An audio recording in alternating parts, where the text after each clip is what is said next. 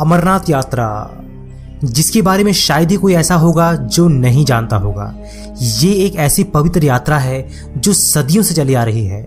दोस्तों, ये तो आप सभी जानते ही हैं कि YouTube पर ऐसे बहुत सारी वीडियोस अवेलेबल है जहां आप अमरनाथ यात्रा से जुड़ी रोचक कथाओं को, अमरनाथ गुफा से जुड़ी रोचक रहस्यों को और इस गुफा से जुड़ी पौराणिक मान्यताओं को जान सकते हैं।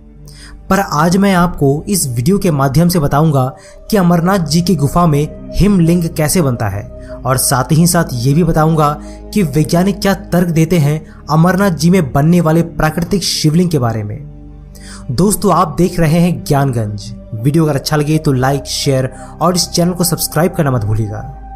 तमाम कठिनाइयों, बाधाओं और खतरों के बावजूद मॉनसून के समय 2 महीने चलने वाली यह पवित्र यात्रा एक सुखद एहसास करवाती है। यही वजह है कि दिनों दिन इसे लेकर उत्साह बढ़ता ही जा रहा है। कश्मीर में तो वैसे 45 शिव धाम, 60 विष्णु धाम, 3 ब्रह्मा धाम, 22 शक्ति धाम, 700 नाग धाम तथा असंख्य तीर्थ हैं, जिनमें से अधिकतर का मुगल काल में अस्तित्व मिटा दिया गया था।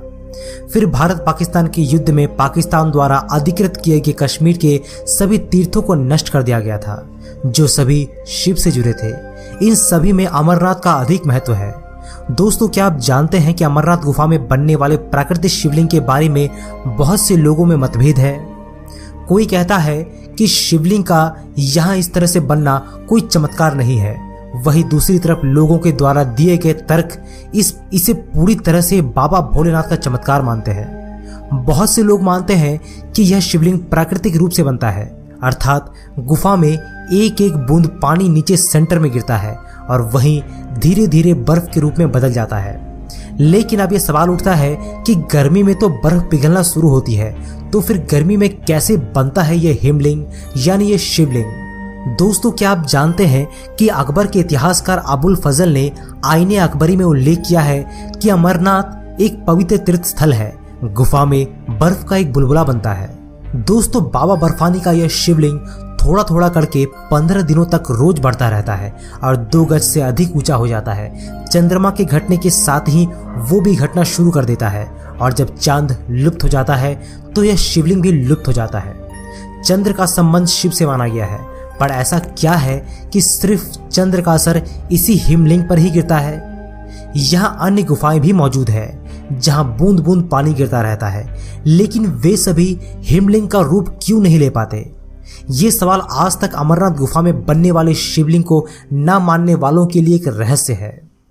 ऑक्सफोर्ड में भारतीय इतिहास के लेखक विंसेंट ए स्मिथ ने बर्नियर की पुस्तक में एक दूसरे संस्करण का संपादन करते हुए टिप्पणी भी की थी कि अमरनाथ गुफा आश्चर्यजनक जमाव से परिपूर्ण है, जहां छत से पानी बूंद बूंद करके गिरता रहता है और जमकर एक बर्फ के खंड का रूप ले लेता है। हालांकि वैज्ञानिक मानते हैं कि जिन प्राकृतिक स्थितियों में यह शिवलिंग का निर्माण होता है वह विज्ञान के तथ्यों से विपरीत है। यही बात सबसे ज्यादा अचंभित करती है। विज्ञान के अनुसार बर्फ को जमने के लिए करीबन 0 डिग्री तापमान होना जरूरी है, किंतु अमरनाथ यात्रा हर साल जून से लेकर जुलाई में शुरू होती है, तब इतना कम तापमान संभव नहीं होता। हालांकि कुछ वैज्ञानिक तर्क देते हैं कि इस गुफा में हवा का घुमाव ही कुछ ऐसा है कि यहाँ हर साल शरद ऋतु में प्राकृतिक रूप से विशाल शिवलिंग बन जाता है। यही कारण है कि यह बाकी स्थानों की बर्फ पिघल जाने पर भी अपने अस्तित्व को बनाए रखता है। धर्म में आस्था रखने वालों का मानना है कि यदि यह नियम शिवलिंग बनने का है तो संपूर्ण क्षेत्र में और भी गुफाएं हैं जहां बूंद बूंद पानी टपकता रहता है, वहां क्यों नहीं बनता हिमलिंग? ऐसा होने पर बहुत से शिवलिंग इस प्रकार बनने चाहिए। आश्चर्य की बात तो यह है कि अमरनाथ गुफा एक नहीं है। अमरावती नदी के पथ पर आगे बढ़ते समय और भी कई छोटी छोटी बड़ी बड़ी गुफाएं दिखती है। वे सभी बर्फ से ढकी है, लेकिन वहां कोई शिवलिंग नहीं बनता।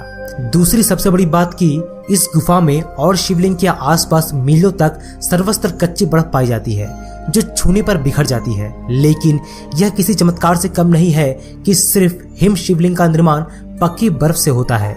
दूसरी सबसे बड़ी बात कि इसकी ऊंचाई चंद्रमा की कलाओं के साथ घटती बढ़ती रहती है।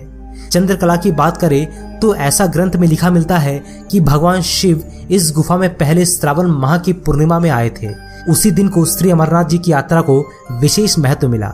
रक्षाबंधन की पूर्णिमा के दिन ही छड़ी मुबारक भी गुफा में बने हिम शिवलिंग के पास स्थापित कर दी जाती है।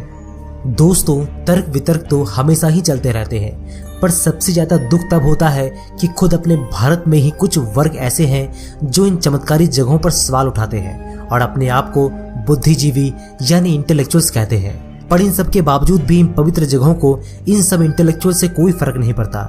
ये पवित्र जगह अनंत काल से पूज्य थी, है और आगे भी रहेंगी। दोस्तों, हमने आपके लिए इस वीडियो के डिस्क्रिप्शन बॉक्स में अमरनाथ यात्रा से जुड़ी कुछ महत्वपूर्ण बातों को मेंशन किया है, जिनसे आपकी जानकारी अमरनाथ के बारे में और भी बढ़ जाएगी। दोस्तों, अगर ये वीडियो आपको पसंद आया तो इस वीडियो को लाइक शेयर जरूर कीजिएगा। अगर आप ऐसे ही ज्ञान से बड़ी वीडियो देखना चाहते हैं तो इस चैनल को सब्सक्राइब करना मत भूलिएगा और बेल आइकन को प्रेस करके ऑल नोटिफिकेशन को सेलेक्ट करना मत भूलिएगा। मैं बहुत जल्द ही मिलता हूं आपसे एक नए ज्ञान के साथ।